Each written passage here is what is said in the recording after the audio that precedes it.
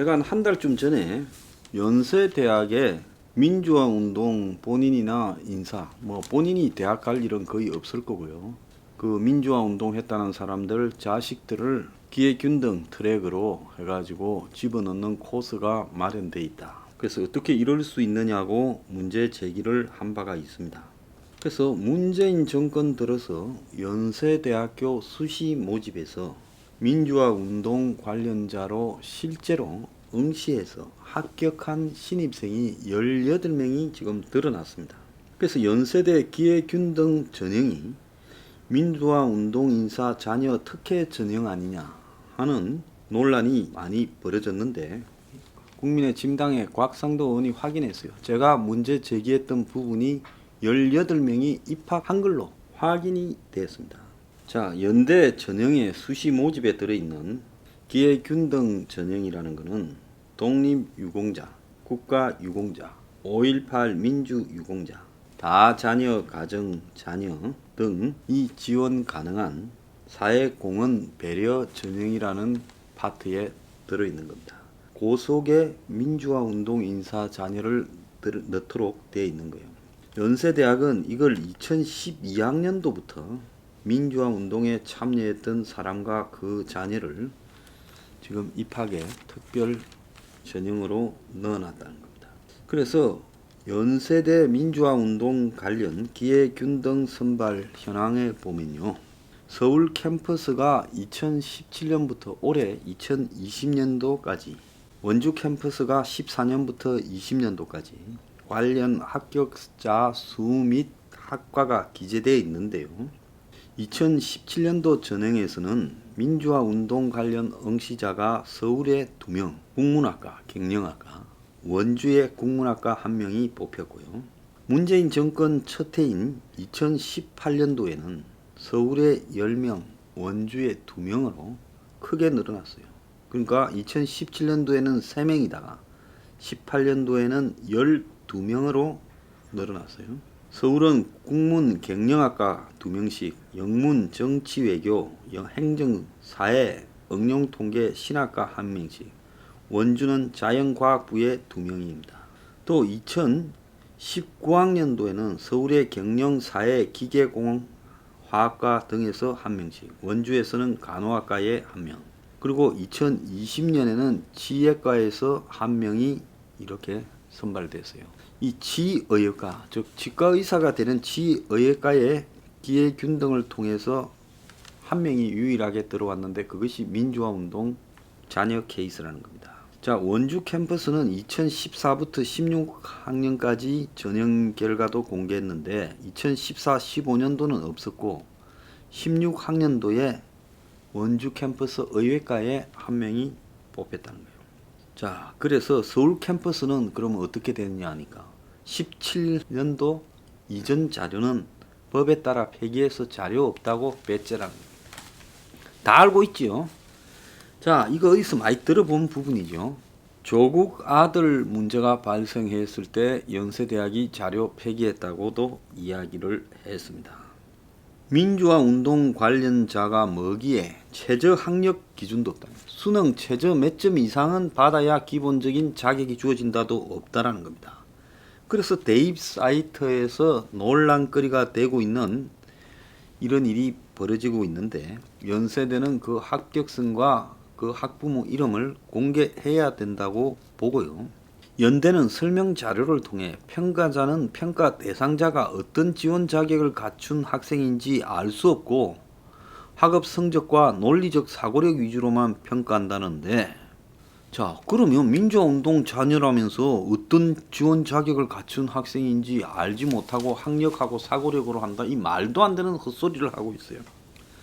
연대 이 학교가요, 뒷구멍으로 기어 들어가는 데는 이게 좀 수상한 건덕지가 한두 개가 아닌 겁니다. 이게 어디 있느냐, 또 다른 대학에는 전남대, 딱 냄새가 나지요. 성공회대, 딱 냄새가 나지요. 자, 그래서 이 민주화운동 관련자라는 게 DJ 때 만들어진 민주화운동 관련자 명예회복 및 보상심의위원회가 심의해서 결정한 거기 관련자들을 민주화운동 관련자라고 법에 지금 규정이 되어 있습니다. 일부 인터넷 카페 등에는 올해 들어서 처음 생겼다 하지만은 이게 2012학년도부터 지금 생겼어요. 올해도 이게 그때부터 있던 것이 쭉 내려온 겁니다. 그래서 연세대학 스스로가 이 자료를 폐기한 부분에는 내용을 지금 밝히지 않고 있다는 겁니다. 이런 다들 그냥 넘어가더니만 이제서 이제 이게 드러나서 시끄러운데요. 자, 옛날에 민주화 운동 했다라는 거는 그거는 뭐 진짜 거리에 나가면 개 끌듯이 많았습니다. 그런데 그 중에 특정한 사람들이 야근 것들이 민주화 운동 유공자라고 인정이 되어 가지고 보상도 받고 그 자식까지도 지금 이렇게 이 대학에 공짜로 들어가고 의대 치대까지도 기어 들어갔다는 거는 이거는 연대가 저는 문 닫아야 되는 학교다 이렇게 보고 있습니다. 그런데 이해가지 않는 거는 2017년 이전에 박근혜 정부가 건재할 때도 이런 일이 진행되고 있었는데 박근혜 정부에서는 이거 뭐 했냐는 거죠. 그렇지 않습니까? 수시 모집 즉 서류 평가와 면접만으로도 뽑는 건데 이런 민주화 운동 유공자 자녀를 갖다가 대학교에 특혜까지 준다라는 부분에 대해 박근혜 정부가 제대로 된 보수 정권이라면 이 문제에 대해서 문제 제기를 해서 바로 잡아야 되지 않겠어요? 그때부터 씨앗이 뿌려졌는데요.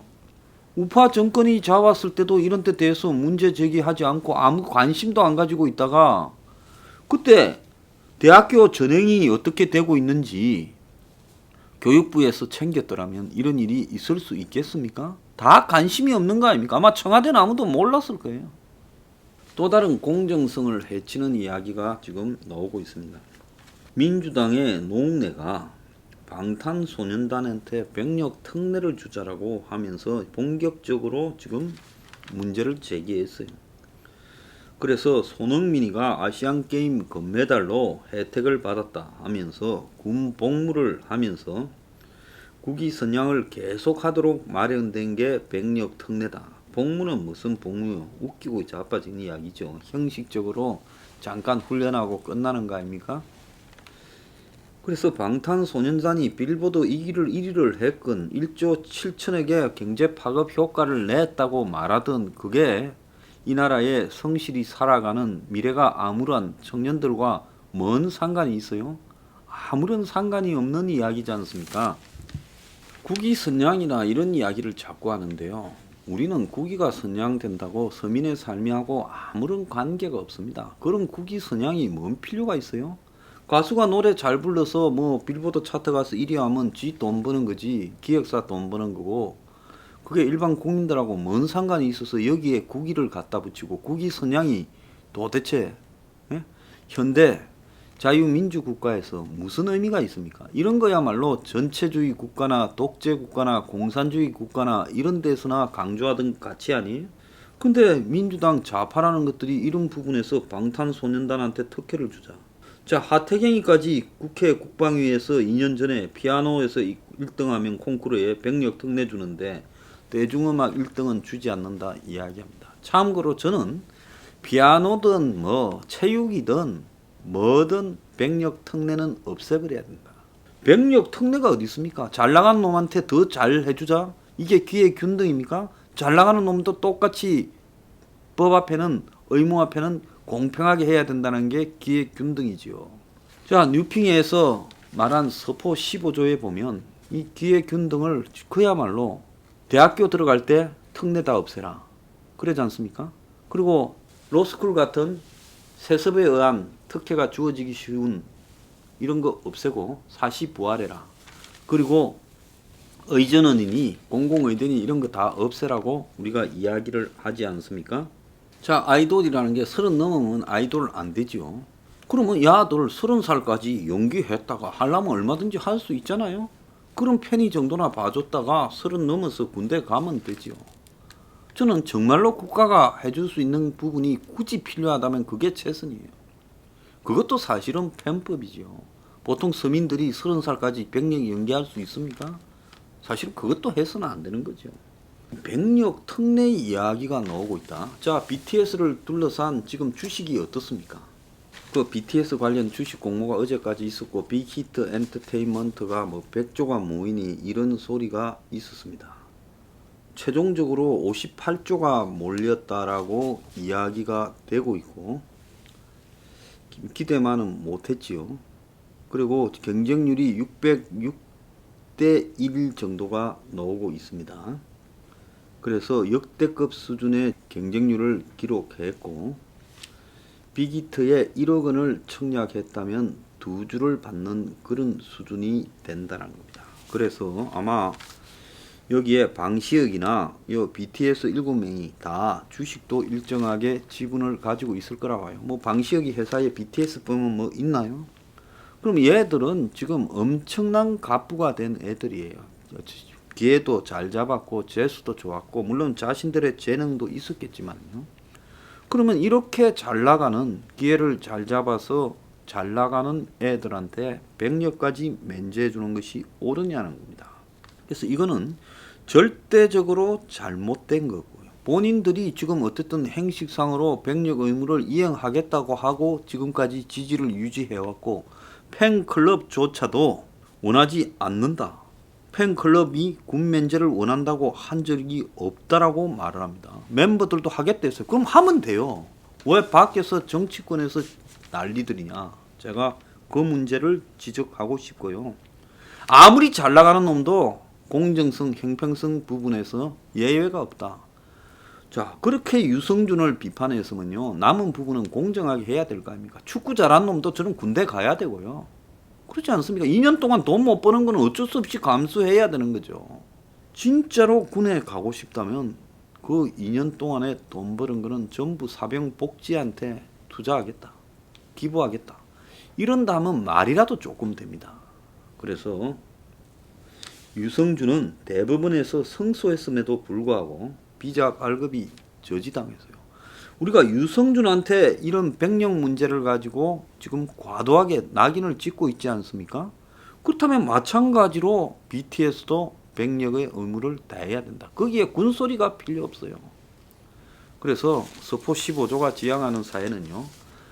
대학에 들어가고 군에 가고 그리고 취업을 하고 그리고 집을 마련하고 이런 부분에서 기회는 모두에게 균등하게 주어져야 된다.